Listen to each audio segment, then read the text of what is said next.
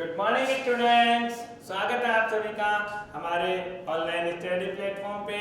हम पढ़ रहे थे विद्युत धारा और विद्युत धारा के अंदर अपना टॉपिक चल रहा था प्रतिरोधों का संयोजन। प्रतिरोधों के संयोजन में श्रेणी क्रम संयोजन और समांतर क्रम संयोजन, इन दोनों की हमने बात करी थी। अब एक बार मैं रिवीजन करवाना चाहूंगा आपका कि देखो, श्रेणी क्रम संयोजन की जब बात करी थी तो हमारा प्रतिरोध जो आया था, कौन सा प्रतिरोध? तुल्य प्रतिरोध।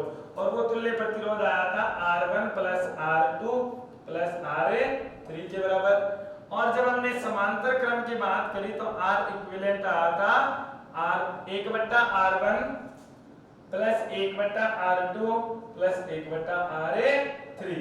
अब मैं बात करता हूं कि अगर कौन सा अगर R1 R2 R3 जो आपको सीरीज और पैरेलल में दे रखा है, दोनों कंबाइनली दे दिया जाए तो आप उनका R इक्विवेलेंट कैसे निकालोगे?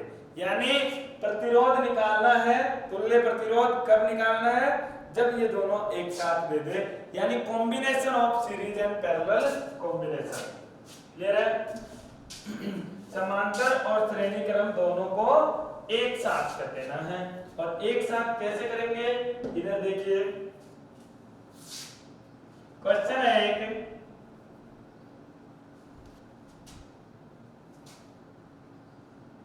दिए गए प्रतिरोधों के संयोजन का तुल्य प्रतिरोध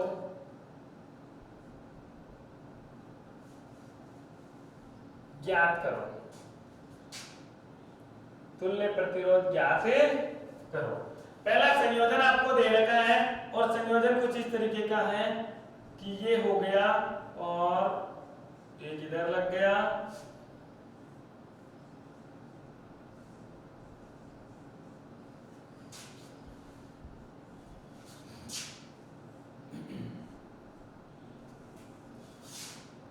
सबसे पहले हम बात कर रहे हैं तुल्य प्रतिरोध की।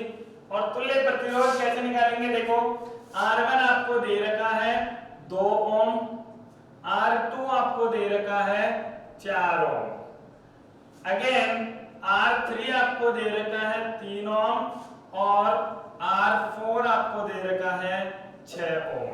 क्लियर है? R1 का मान 2 ओम, R2 का मान 4 ओम, R3 का मान 3 ओम, R4 का मान क्या है? 6 ओम है। अब बताओ आप मुझे कि ये श्रेणी क्रम में है या समांतर क्रम में है? श्रेणी क्रम है या समांतर क्रम है? अब आप लोगों को लग रहा होगा कि सर ने तो दो परिभाषाएं बताई है, और दोनों परिभाषाएं क्या क्या है कि श्रेणी क्रम में कब होता है? जब पहला प्रतिरोध का पहला सिरा आखिरी सिरा दूसरे प्रतिरोध के पहले सिरे से जुड़ा हो तो वो किस में हो जाएगा? श्रेणी क्रम में हो जाएगा। और अगर एक प्रतिरोध और दूसरा प्रतिरोध दोनों के प्रथम और आखिरी सिरों को मिला दिया जाता है तो वो कैसा हो जाता है? समांतर क्रम संयोजन हो जाता है। लेकिन यहाँ पे तो कुछ अलग ही हो रहा है। ये देखो, चलो मान लो ये और ये किस में हो जाए? समांतर में हो जाए, लेकिन बीच में ये कट गए तो क्या होगा? कुछ गड़बड़ हो रही है। ये जो सवाल है वो सवाल आपका श्रेणी क्रम संयोजन और समांतर क्रम संयोजन का कॉम्बिनेशन दे रखा है। एक बार करने की कोशिश करें, उसके बाद मैं करता हूं आगे।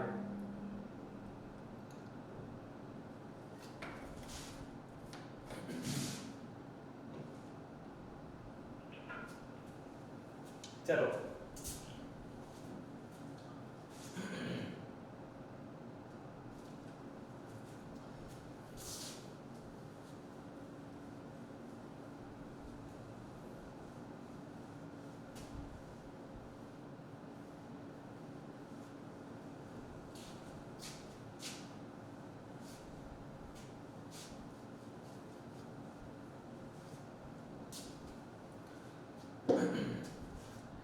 देखो इधर, जब भी कभी जैसे ये प्रतिरोध दे दिया था आपको 2 ओम और इसका नाम दिया था R1, और एक प्रतिरोध दिया हुआ है आपको R2 जो भी दे दिया था 4 ओम, दूसरा यहां पर 3 ओम दे रखा था और ये जो R4 है वो आपको 6 ओम दे रखा था।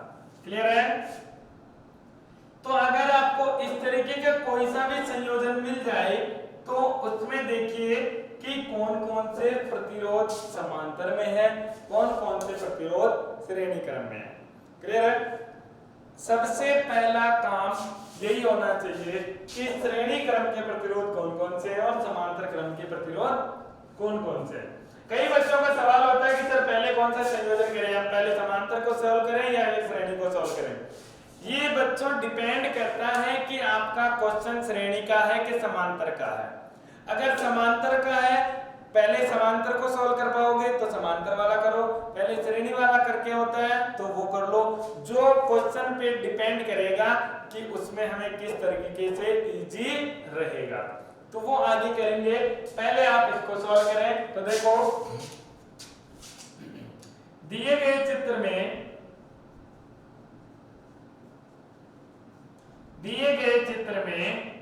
R1 एवं R2 श्रेणी क्रम में है। कौन सी क्रम में है? श्रेणी क्रम में है। इधर देख लो R1 ये R2 ये। R1 और R2 दोनों किस में दिए हुए हैं? श्रेणी क्रम में दिए हुए हैं। तो R1 R2 का एक तुल्य प्रतिरोध निकालना होगा। R1 R2 का अगर आप तुल्य प्रतिरोध निकालोगे तो कैसे निकालेंगे? माना R1 एवं R2 के तुल्य प्रतिरोध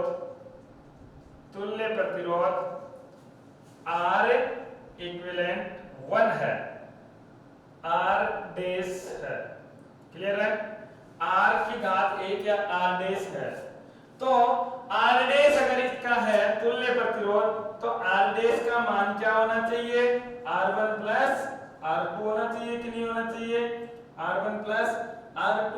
R1 का मान दे रखा है, R2 का मान दे रखा है तो R डैश बराबर 2 प्लस 4, R डैश का मान हो जाएगा 6 ओम। कितना आ जाएगा? 6 ओम। किसका मान आया? R डैश का मान। अगर आपके पास R डैश का मान आ चुका है तो इधर देखो ये दोनों प्रतिरोध किसमें थे? श्रेणी क्रम में। तो इन दोनों प्रतिरोधों की जगह में एक प्रतिरोध उपयोग में ले सकता हूं।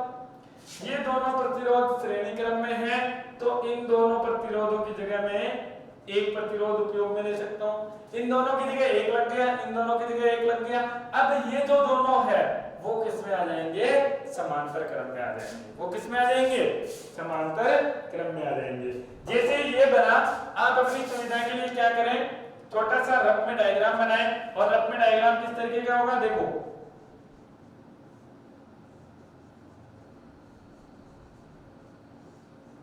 ये प्रतिरोध अब कुछ इस तरीके से हो गए हैं। क्लियर है? अब क्या है, इसका मान है आपके पास R डैश और ये है R3 और ये है R4। अब R डैश तो कोई दिक्कत नहीं है, लेकिन ये दोनों पहले श्रेणी क्रम में है तो पहले इनको सरल करना पड़ेगा। क्लियर है? पहले इनको सरल करेंगे तो R3 एवं R4 भी श्रेणी क्रम में है। अतः माना इनका तुल्य प्रतिरोध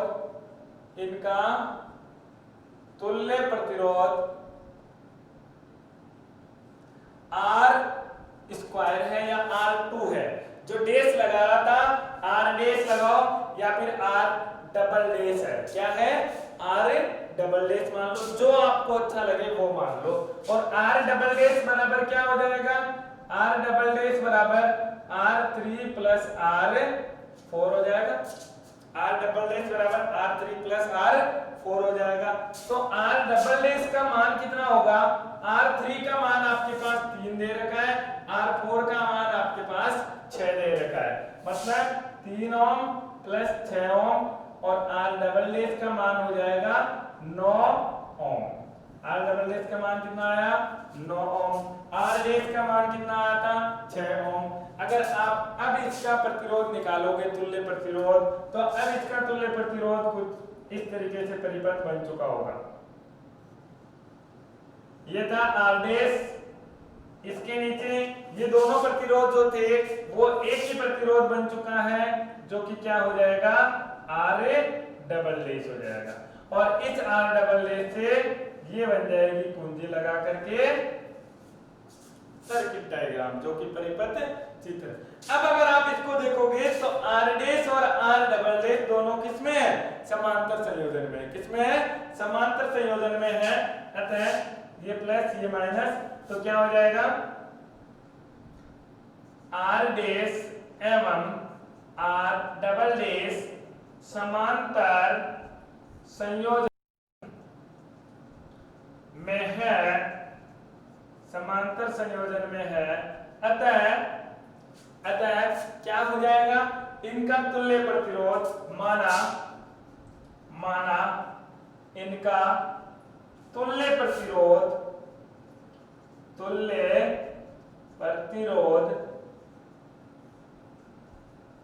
आर इक्विवेलेंट है। कितना है, आर इक्विवेलेंट यानी आर इक्यू है। और आर इक्यू अगर इनका तुल्य प्रतिरोध है तो मैं ये कह सकता हूं कि आर इक्यू निकालना है, और ये किसमें है, समांतर क्रम में। समांतर क्रम के लिए तुल्य प्रतिरोध कितना होता है, 1/r इक्यू बराबर 1/r1 प्लस 1/r2, यही पता है।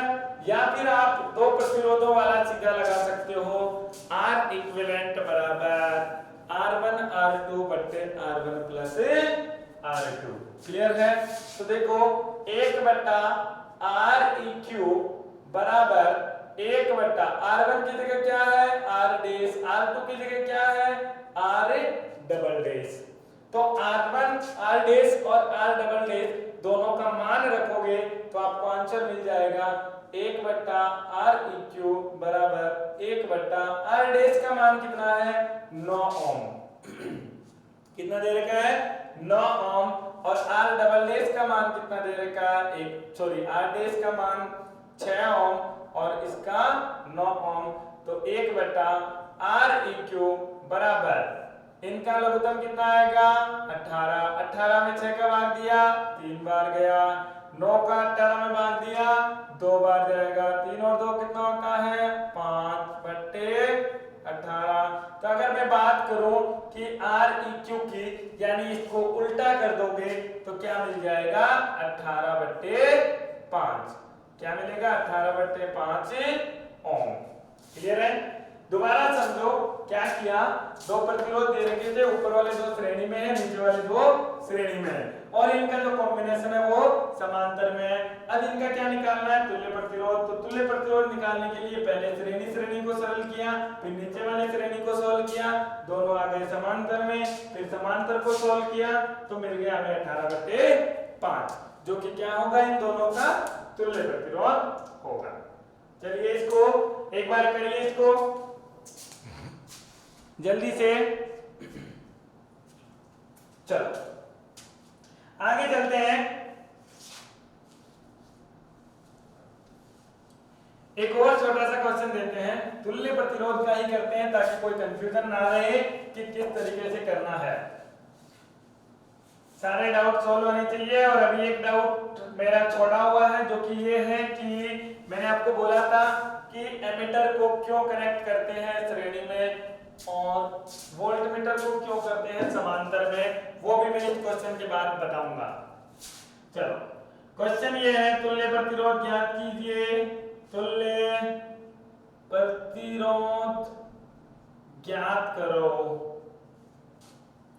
तुल्य प्रतिरोध अगर ज्ञात करना है और आपको क्या दे रखा है, एक चित्र दे रखा है, और चित्र क्या दे रखा है, देखो इधर,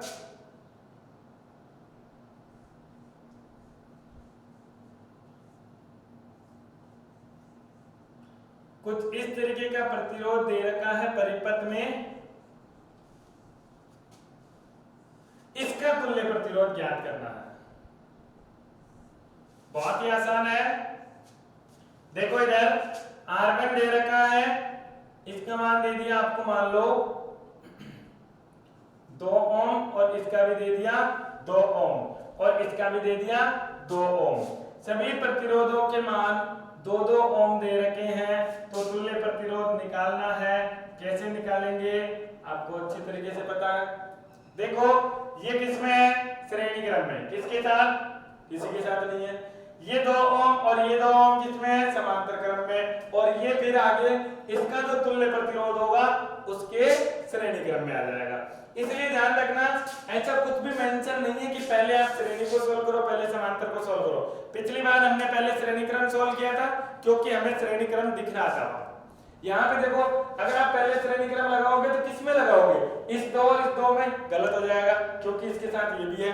इस 2 और इस 2 में, गलत हो जाएगा क्योंकि इसके साथ ये है। तो हम क्या करेंगे, इन दोनों का एक तुल्य प्रतिरोध निकालेंगे समांतर संयोजन से और वो इसके साथ श्रेणी में हो जाएगा, और वो श्रेणी में हो जाएगा तो इसका आंसर मिल जाएगा। तो चलो करते हैं। चलो इस क्वेश्चन में थोड़ा सा और इंप्रूवमेंट करते हैं। इसमें अगर 12 वोल्ट की बैटरी भेजी जाती है तो विद्युत धारा I1, I2 और इधर जो प्रवाहित हो रही है I3, इसका मान निकालना है। I1, I2, I3 के मान भी निकालो। इसी में क्वेश्चन है दूसरा, I1, I2 एवं I3 का मान निकालिए। और एक क्वेश्चन और बना देता हूं मैं तीसरा इसमें। देखो इधर ये है A और ये है B और यहाँ पे बिंदु है C। तो A और B के बीच में विद्युत विभवांतर VAB है और B और C के बीच में विद्युत विभवांतर VBC है। तो VAB तथा VBC का मान ज्ञात करो। क्या करना है? VBC और VAB का भी मान आपको क्या करना है? ज्ञात करना है। क्लियर है? तो कैसे करेंगे? अब कॉम्प्लिकेशन आपको लग रहा होगा बढ़ गए हैं, नहीं बढ़े हैं। देखो इधर आओ, यहां पे मैं बोल देता हूं ये R1 है, ये R2 है और ये क्या है? R3 है। क्लियर है? तो चित्रानुसार R1 व R2 समांतर क्रम में है। समांतर क्रम में है। अगर R1 और R2 समांतर क्रम में है तो क्या होगा? देखो, R इक्विवेलेंट निकालना है तथा माना इनका तुल्य प्रतिरोध R डैश है। कितना है? R डैश है।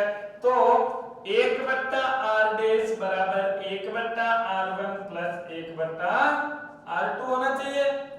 अगर ये होना चाहिए तो 1/R डैश बराबर 1/R1 और R1 का मान दे रखा है 2 ओम, 1/R2 तो R2 का मान दे रखा है 2 ओम। अगर इसको सॉल्व करते हो तो ये 1/2 और ये भी है 1/2। आधा और आधा कितना होता है? 1 होता है। और अगर वैसे भी नहीं करना चाहो तो 1/R डैश बराबर 2 लघुत्तम आ गया, 1 प्लस 1 बचेगा तो 1/R डैश का मान आपको 1 ओम मिलेगा। तो R डैश भी आपको 1 ओम भी मिल जाएगा। उल्टा करोगे तो भी क्या आएगा? 1 आएगा। 1/1 ये क्या है? 1/1। देखो 1 प्लस 1 2, 2/2 क्या होता है? 1 होता है, यानी 1/1 हो गया।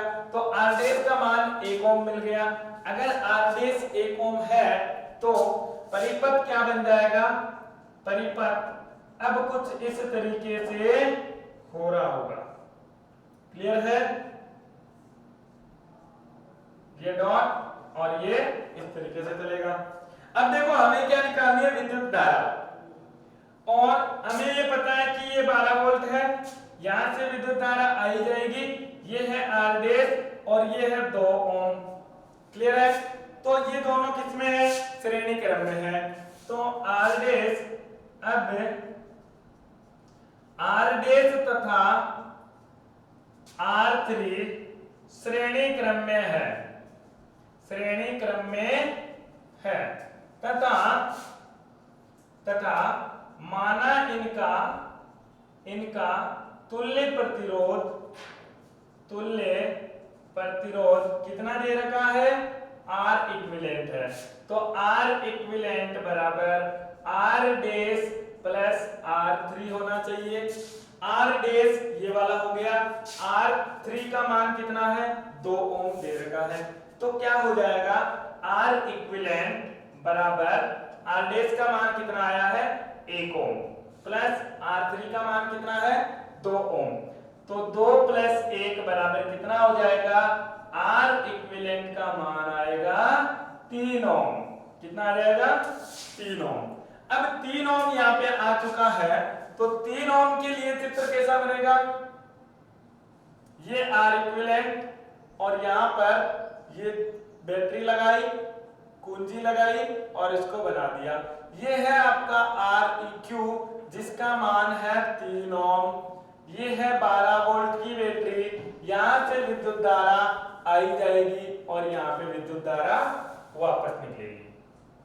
अब हमें एक आंसर मिल चुका है कि तुल्य प्रतिरोध ज्ञात करो। ये जो तुल्य प्रतिरोध पूछा था, इस तुल्य प्रतिरोध का मान कितना आया है 3 ओम, यानी इस परिपथ का तुल्य प्रतिरोध कितना है 3 ओम है। अब देखो अगर मैं बात कि यहां से I धारा जा रही है, तो I धारा का विभाजन होगा I1 और I2 में, ये विभाजन होके वापस बिंदु B पर जाएगी और जब बिंदु B पर पहुंचेगी तो इधर से I1 आ रही है, इधर से I2 आ रही है, तो I1 और I2 वापस मिलकर के क्या बना लेगी I विद्युत धारा बना लेगी।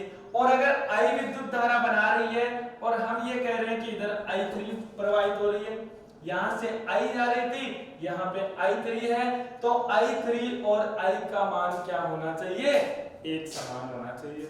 और अगर एक समान है तो हम इस परिपथ से I का मान निकाल सकते हैं। परिपथ चित्रानुसार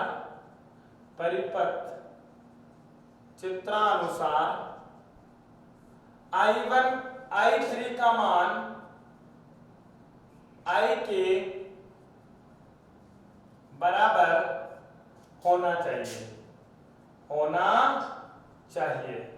और I3 का मान इसके बराबर है, तो कितना आएगा देखो ओम के नियम से, और ओम का नियम कहता है V बराबर होना चाहिए I गुणा R, लेकिन यहाँ पे R का मान क्या है R इक्विवेलेंट यूज करेंगे तुल्य प्रतिरोध वाला, यानी ये हो जाएगा तुल्य। V का मान कितना दे रखा है 12, I का मान कितना दे रखा है निकालना है, R इक्विवेलेंट का मान कितना है 3 ओम, तो I का मान कितना आ जाएगा 12/3 बराबर 4 एम्पियर। कितना आएगा 4 एम्पियर। अब ये 4 एम्पियर का मान क्या है I का मान है जो कि I3 के बराबर आएगा और I3 का मान किसके आना चाहिए R1 और R2 से आना चाहिए। अब अगर आपको तुल्य प्रतिरोध का विद्युत विभव मिल चुका है तो इसका पूरे का विद्युत विभव कितना है 12 वोल्ट। कितना है 12 वोल्ट। और हमें मिल चुकी है I3 मिल गया, तो VBC मिलना कोई बड़ी बात नहीं है। चलो तो VBC कैसे निकालेंगे, प्रतिरोध R3 के सिरों पर ओम का नियम लगाने पर अगर आप प्रतिरोध R3 के लिए ओम का नियम लगाओगे तो क्या होगा, देखो R3 के अंदर VBC बराबर होना चाहिए I3 गुणा R3। I3 आपके पास आ गया, R3 आपके पास पड़ा है, तो VBC का मान आ जाएगा, तो VBC का मान आ गया I3 हो गया 4 गुणा R3 हो गया आपके पास 2, तो 4 गुणा 2 होता है 8 वोल्ट। कितना हो जाएगा 8 वोल्ट। अब देखो 8 वोल्ट तो ये आया है, कितना आया है 8 वोल्ट। अब ये मान और ये मान दोनों का योग बैटरी के विभव के बराबर होना चाहिए, क्योंकि हमने बोला है कि बैटरी के सिरों के मध्य जो विभवांतर होगा वो बैटरी के विद्युत विभव के बराबर होगा, और वो अगर बराबर है तो VAB का मान 12 - VBC तो मैं यहीं पे लिख रहा हूं VAB बराबर VBC माइनस 12 माइनस VBC होना चाहिए, और VBC का मान आपने 8 निकाला है, तो 12 माइनस 8 बराबर 4 वोल्ट आ जाएगा VAB का मान। VAB का मान कितना आ गया? 4 वोल्ट। क्लियर है? मतलब ये मान 4 मिल चुका है, ये मान 8 मिल चुका है। हमने I3 का मान निकाल लिया, VAB का मान निकाल लिया, VBC का मान निकाल लिया। अब हमें किसका मान निकालना है? I1 और I2 का। I1 I2 के लिए क्या करेंगे? विद्युत धारा जो यहाँ से आ रही है उसको दो भागों में विभाजन होना है। आप सीधा सीधा भी कह सकते हो, क्यों? क्योंकि देखो इधर जो धारा को लेने वाला है वो 2 ओम है, इधर धारा को लेने वाला है वो भी कितना ओम है? 2 ओम है, यानी विद्युत धारा आधी आधी बंट जाएगी। आधी आधी बंटने का मतलब क्या है? 4 एंपियर थी वो 2 एंपियर और 2 एंपियर में विभाजित हो जाएगी। या फिर आप एक बार इसको लिखिए, उसके बाद हम करते हैं आगे। जल्दी से इसको नोट डाउन कर लीजिए। चलिए, तो अब मैं प्रतिरोध R1 के मध्य लगाता हूं ओम का नियम। तो प्रतिरोध R1 के सिरों पर, R1 के सिरों पर ओम के नियमानुसार, ओम के नियमानुसार, और ओम के नियमानुसार क्या हो जाएगा? इधर देखो, मुझे क्या निकालना है? I का मान। तो V1 बराबर I1 R1 होना चाहिए। V1 का मान VAB के बराबर होगा, जो कि आपको दे रखा है 4 बराबर I1 का मान निकालना है। R1 का मान कितना दे रखा है? 2। तो I1 बराबर 4/2 बराबर 2 एंपियर आपको मिल जाएगा। सेम इसी तरीके से अगर आपको I2 का मान निकालना है, तो I2 किसके सिरों के मध्य आ रही है? I2 R2 के सिरों पर आ रही है, तो R2 के सिरों पर ओम के नियमानुसार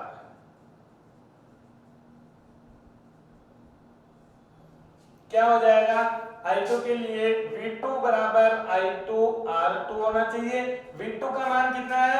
वही VAB के बराबर हो जाएगा। इसका मतलब 4 बराबर I2 निकालना है। R2 का मान 2 ओम दे रखा है, तो I2 का मान 4/2 हो जाएगा। I2 बराबर 2 एंपियर। कितना मिलेगा? 2 एंपियर। अब इधर देखो, ये 2 एंपियर मिला, ये 2 एंपियर मिला, 2 एंपियर आगे जाके वापस बनेगा, तो 2 + 2 कितना होना चाहिए? 4। यानी I3 का मान कितना होना चाहिए था? 4 एंपियर। और हमने भी जो I3 का मान निकाला वो कितना है? 4 एंपियर। इसका मतलब आपने जो किया है वो पूरा का पूरा सही है। एक बार इसको स्क्रीनशॉट लीजिए और जल्दी से अपने आंसर लिख लीजिए। चलिए, तो ये है समांतर क्रम के बारे में कि समांतर क्रम क्या है, किस तरीके से अगर श्रेणी और समांतर दोनों एक साथ आ जाए तो हमें सॉल्व करने किस तरीके से है। आगे की क्लास में हम पढ़ेंगे इसके कुछ कॉम्प्लिकेटेड क्वेश्चन और फिर चलेंगे हम नेक्स्ट में। तब तक के लिए थैंक यू वेरी मच।